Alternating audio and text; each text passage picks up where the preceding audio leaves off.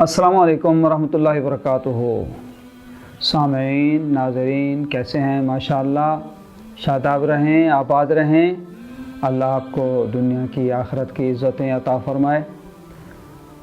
ये आपकी दुआओं से हमने ये चैनल शुरू किया तो बहुत साथियों ने बहुत खूबसूरत राय दी और बहुत सराहा, ताईदी और तनकीदी तरबियती हवाले से भी राय आईं।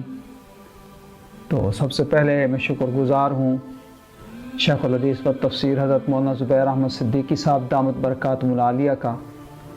मैंने उनसे राय चाही तो उन्होंने फरमाया मसरूफ़ बहुत होता हूँ।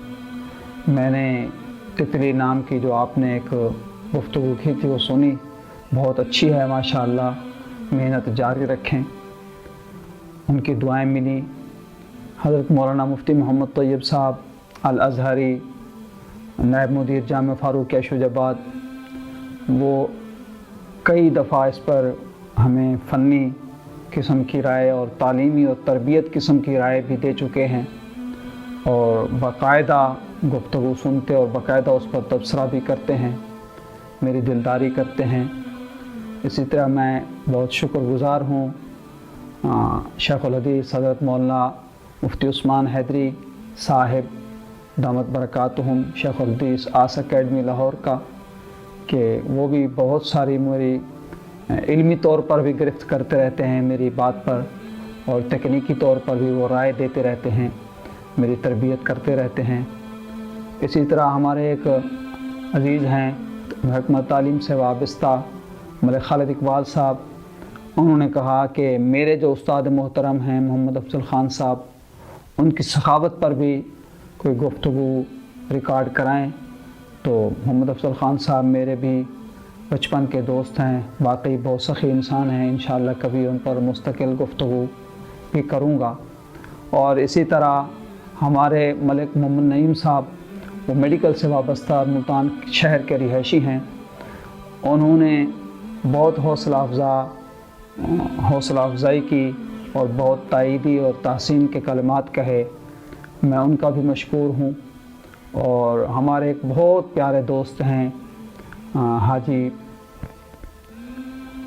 मोहम्मद फ़ियाज़ साहब, जो आयरन वर्क से उनका ताल्लुक़ है, बलोच कौम से हैं मुल्तान से।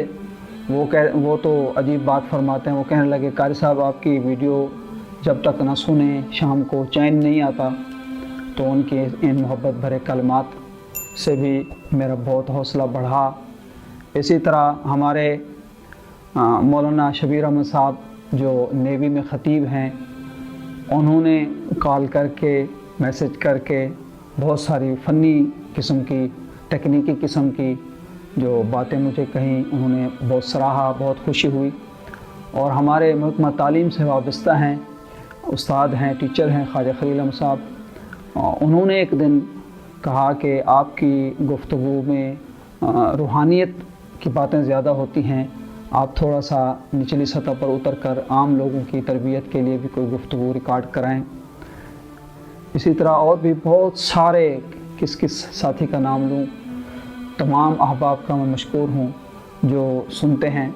मेरे दामाद मौलाना सनाउल्लाह साहब एक दिन मुझे कहने लगे कि हमारे जो व्यूअर्स हैं वो कम हो रहे हैं, हमारे सब्सक्राइबर जो हैं वो 200 से ज़्यादा हैं लेकिन व्यूअर्स कम होते हैं।